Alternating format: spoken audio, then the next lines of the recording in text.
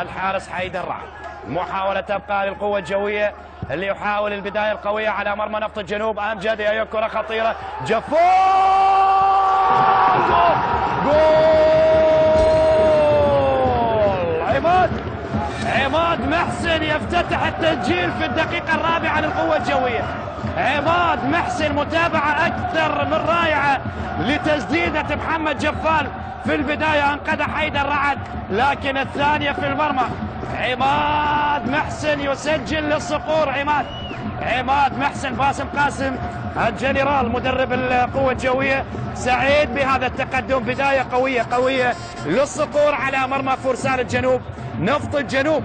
وعماد محسن يفتتح التسجيل في الدقيقة الرابعة من بداية هذا اللقاء. لاحظ بشار المرور ومن ثم التمرير تتهيأ من أمجد راضي لمحمد جفال بقوة. محمد جفال عماد لم يكن متسلل لذلك يتابع هذه المحاولة متابعة جيدة رغم ردة الفعل من حيدر رعد.